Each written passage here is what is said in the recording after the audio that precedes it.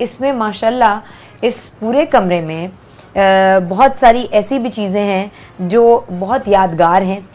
سب سے بڑی بات یہ کہ مجھے تو بہت خوشی ہوئی ہے، میں نے ابھی ہم نے بریک سے پہلے دیکھ رہے تھے تو روضہ رسول کی خاک، اس وقت خاک مبارک جو ہے وہ یہاں موجود ہے، اور حضور اسلام کی روضہ اقدس کی خاک مبارک ہے جی اندر کی یعنی جو قربت قبر انور ہے جس کمرے کی، جی یعنی ایک تو اوپر جو ہے تسبیح ہے اور نیچے اندر جو قبر انور، جی، اور پھر جو ریاض الجنہ ہے جہاں جعلی مبارک ہے، ایک زمانے میں 80s میں اس کو کھودا گیا تھا ری فلنگ کے لیے، تو وہ پھر نیچے سفید نورانی مٹی ہے.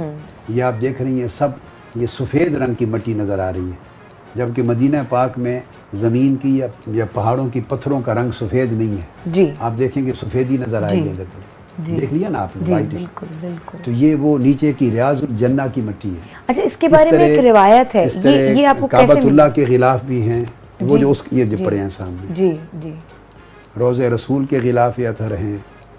کعبہ شریف کے اندر داخل ہوں اگر تو اس کے اندر کے پتھر بھی ہیں، اور یہ غار ہرا کے پتھر، غار ہرا کے بھی ہیں، غار ثور کے بھی ہیں. اس پورے کمرے میں چونکہ ہمیشہ جاتا رہا ہوں تو میں ہمیشہ وہاں جس زمانے میں اویلیبل ہوئی، حتیٰ کہ یہ جب مسجد نبوی کی توسیع ہو رہی تھی، یہ 80s کے زمانے میں اور 90s میں نا مسجد نبوی کی ایکسپینشن ہوئی ہے. اچھا، ایکسپینشن کے زمانے میں 60-70 فٹ نیچے کھدائی کی گئی تھی.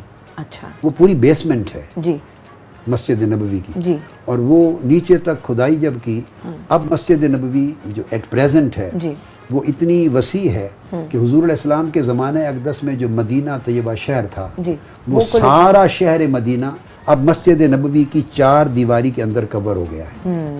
اب حضور علیہ السلام کا مدینہ طیبہ اب باہر نہیں رہا، کیونکہ اس کی ایک سڑک کے بعد قبرستان ہے، جنت البقیع ہے، اور ادھر دوسری طرف اس کی مسجد غمامہ ہے جو عیدگاہ تھی.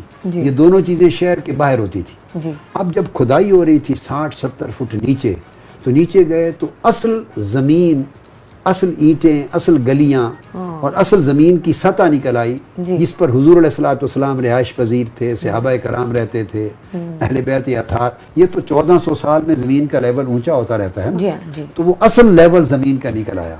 تو کئی سال کھدائی کے دوران وہ لیول رہا.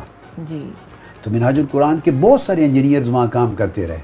تو میں وہاں جاتا تھا تو رات کے اندھیرے میں نیچے جا کے اتنے بھر کے میں تھیلے مٹی کے، آقا علیہ السلام کے قدم مبارک جن پہ لگتے تھے اور جو شہر مدینہ کی سطح تھی وہ لے آتا تھا. تو وہ مٹیاں ہیں.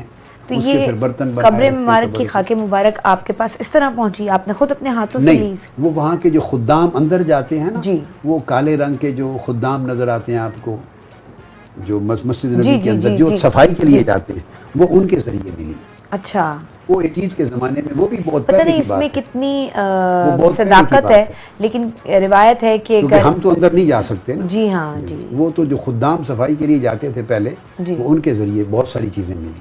اچھا، لیکن مجھے نہیں پتا، میں آپ اپنی معلومات کے لیے اور لوگوں کی معلومات کے لیے آپ سے یہ پوچھنا چاہوں گی، اس میں پتہ نہیں کتنی صداقت ہے. ایک روایت ہے کہ کہا جاتا ہے کہ جو خاک مبارک کو اپنے ہاتھ سے جس نے چھوا تو وہ ایک لسٹ ہے ان خوش نصیبوں کی، اور اس کے بعد پھر ان کا 3 مہینے کے اندر اس دنیا سے انتقال ہو جاتا ہے، دوسری دنیا. یہ اس میں سچائی ہے؟ ایسی کوئی روایت نہیں ہے. اچھا، روایت نہیں ہے. یہ کہا جاتا ہے. یہ ایسی بات لوگوں کے ہاں بعض باتیں مشہور ہو جاتی ہیں. اچھا، ایسی کوئی حدیث نہیں ہے.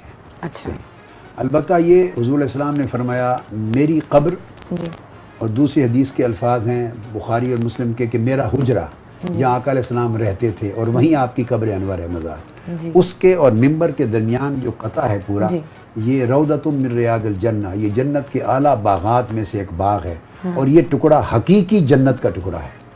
اور جب قیامت آئے گی تو یہ حضور علیہ السلام کا روضہ اطہر اور یہ پورا ریاض الجنہ زمین کو چونکہ فنا کر دیا جائے گا نا، فنا ہونے سے پہلے یہ اٹھا لیا جائے گا پورا ٹکڑا روضہ اطہر بھی، اور اس کو جنت میں رکھ دیا جائے گا، پھر زمین پر فنا آئے گی.